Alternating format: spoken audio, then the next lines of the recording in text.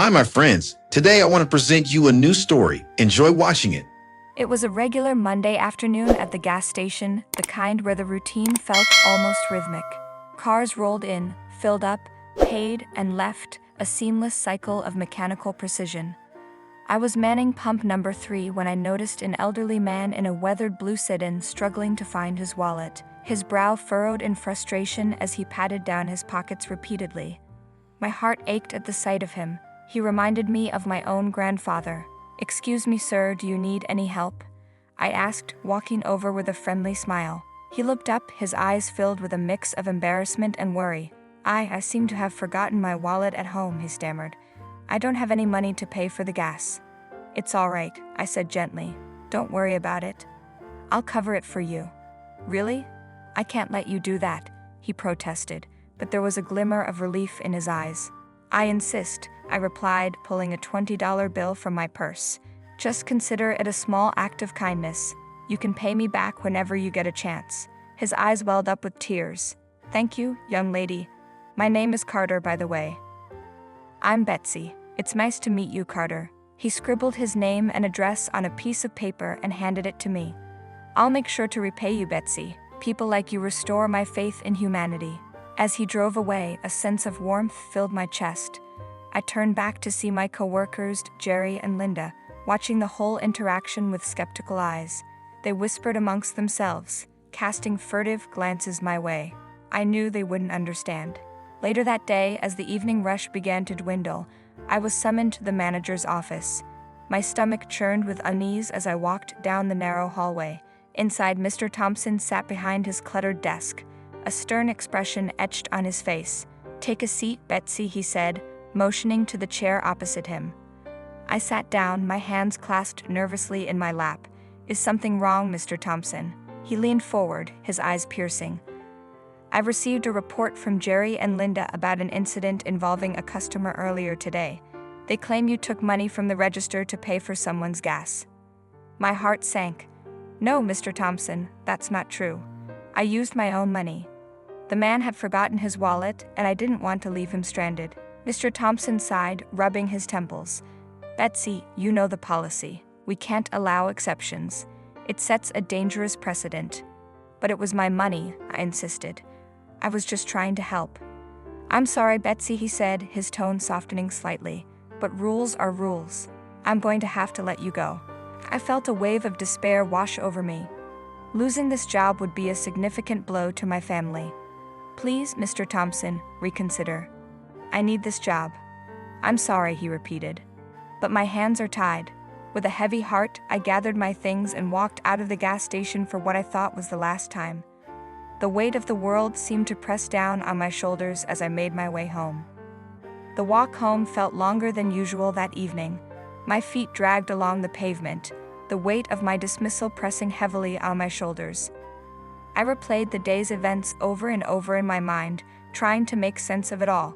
How could a simple act of kindness lead to this?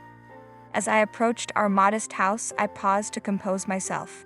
My mother, who had raised me single-handedly, was waiting inside, along with my 10-year-old daughter, Lily. They were my world, and I dreaded telling them the news. I pushed open the door and was greeted by the familiar scent of Mom's cooking. She looked up from the kitchen, a smile on her face. "Betsy, you're home. How was work?" I swallowed hard, trying to keep my voice steady. "Mom, I need to talk to you about something." Her smile faded as she noticed my tear-streaked face. She walked over, wiping her hands on her apron. "What happened, dear?" I took a deep breath and recounted the entire story, from meeting Carter to being fired. As I spoke, I saw the worry lines deepen on Mom's face, but she didn't interrupt. When I finished, there was a heavy silence. Lily, who had been playing with her toys in the living room, came over and hugged me tightly. "Mom, you did the right thing. Helping someone in need is always the right thing to do." Mom nodded, her eyes filled with both concern and pride. "Betsy, we'll get through this. You did what you felt was right, and that's something to be proud of. We'll figure something out." Lily came over and hugged me tightly. "You're the best, Mom. We'll get through this together." Their unwavering support gave me the strength I needed.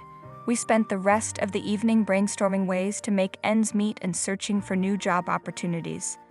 Despite the uncertainty, I felt a glimmer of hope. We had faced tough times before, and we would face this one together. The next morning, I woke early, determined to start job hunting immediately. I dressed quickly and grabbed a cup of coffee, ready to face the challenges ahead. As I sat at the kitchen table, scrolling through job listings, I couldn't help but think of Carter and his promise to repay me. I hoped he was all right. Just then, the phone rang, breaking the silence. I glanced at the caller ID, surprised to see an unknown number. I answered hesitantly. "Hello. Hello, is this Betsy?" A calm, friendly voice asked on the other end.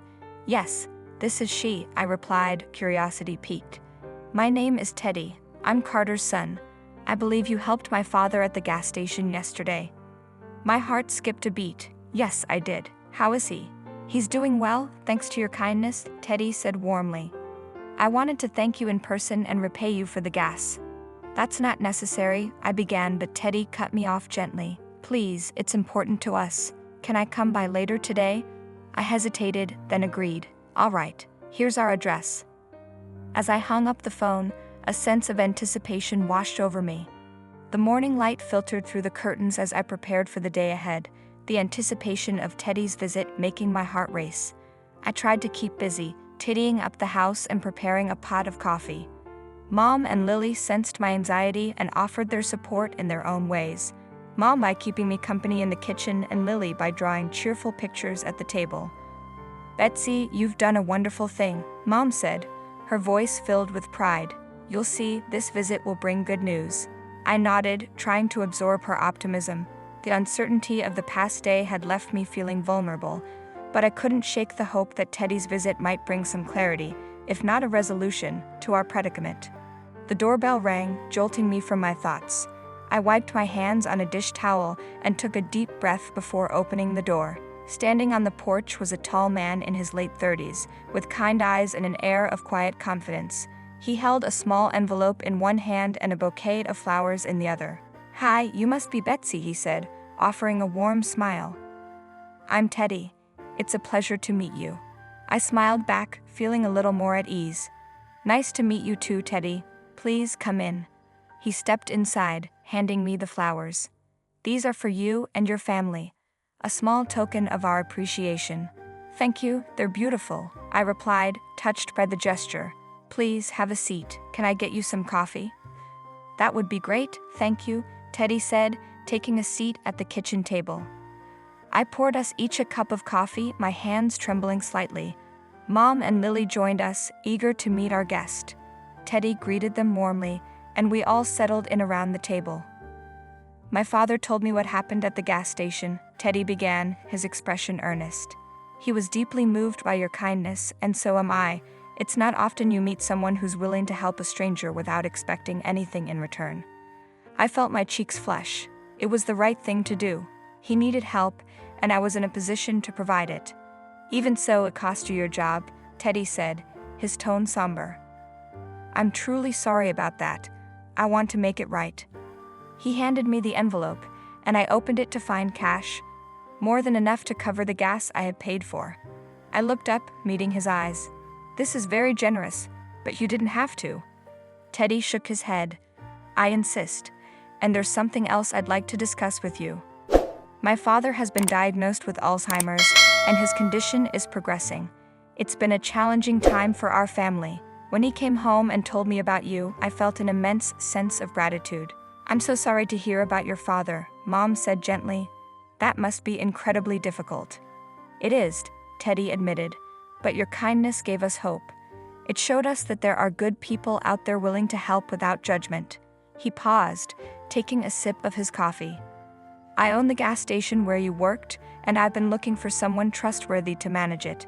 After hearing about what you did for my father, I believe you're the right person for the job." I stared at him stunned. "You want me to be the manager?" "Yes," Teddy said with a nod. "You have the qualities I value: integrity, compassion, and a strong work ethic. I'm confident you'll do a fantastic job." I glanced at Mom and Lily, seeing the hope and encouragement in their eyes.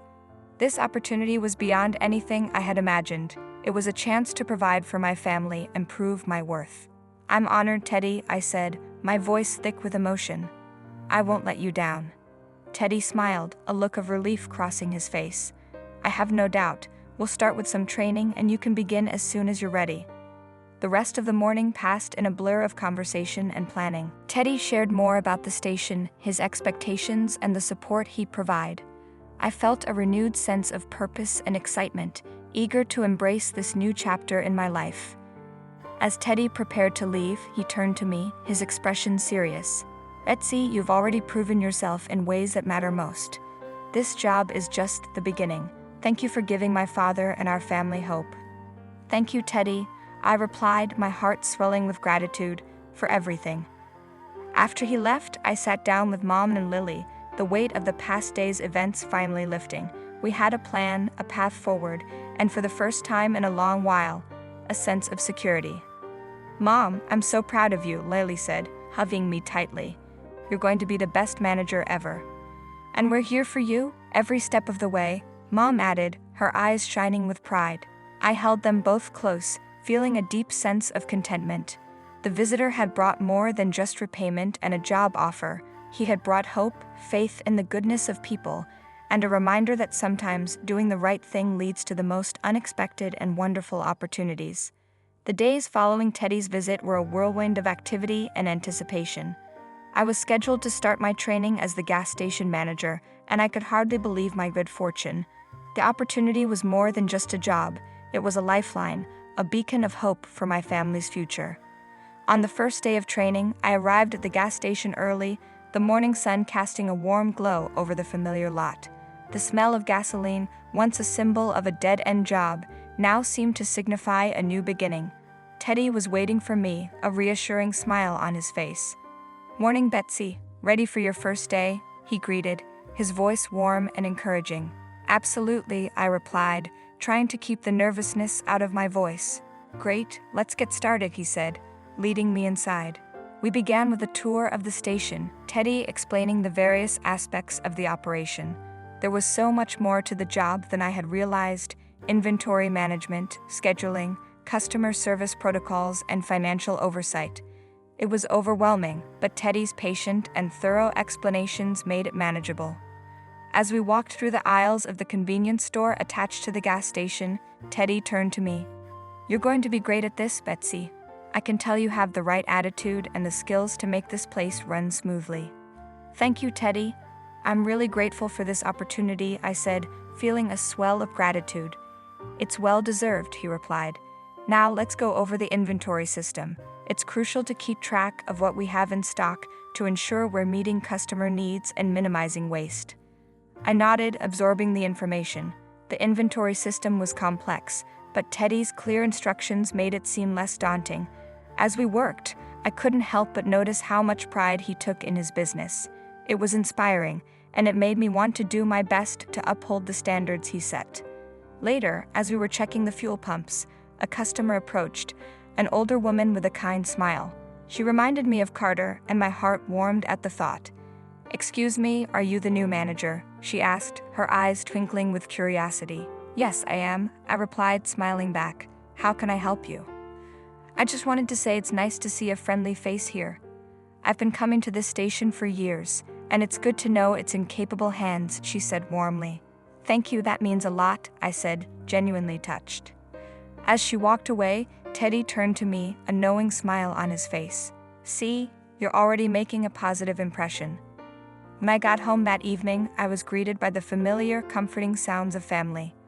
Mom was in the kitchen, humming softly as she prepared dinner, and Lily was at the table, her schoolbooks spread out before her. "Mom, how was your first day?" Lily asked excitedly, looking up from her homework. "It was great, sweetheart," I replied, giving her a hug. "I have a lot to learn, but I'm excited about it." "We're so proud of you, Betsy," Mom said, joining us. "This is a wonderful opportunity." "It is," I agreed, "and I'm going to make the most of it." The following weeks were a blur of activity as I settled into my new role. Each day brought new challenges and new opportunities to learn. Teddy was a constant source of support, always available to answer questions and provide guidance. His faith in me was a powerful motivator, driving me to work harder and smarter. One afternoon, as I was reviewing the station's financial records, Teddy stopped by my office. "How's it going, Betsy?" "Good," I said, looking up from the spreadsheets. "I think I'm getting the hang of it." "I have no doubt you are," he said, sitting down across from me. "I wanted to talk to you about something." "Sure, what's up?" I asked, curious. "I've been really impressed with your progress and your dedication," he began, "and I was thinking it's time we make your position official. I'd like to offer you the role of manager permanently." My heart leaped with joy. "Really? That's amazing, I'd love to." "Great," Teddy said, smiling. "You've earned it, Betsy. Your hard work and commitment have been incredible." "Thank you, Teddy. This means so much to me and my family," I said, my voice filled with emotion. Returning home that night, I found Mom and Lily waiting for me, their faces alight with joy. We celebrated my permanent position with a modest but heartfelt dinner, our small home filled with laughter and love. The future was bright, and for the first time in a long time, I felt truly hopeful. I was once again convinced that by doing good to people, we can receive good in return from the universe, and how one single act of kindness can start a chain of events that changed our lives.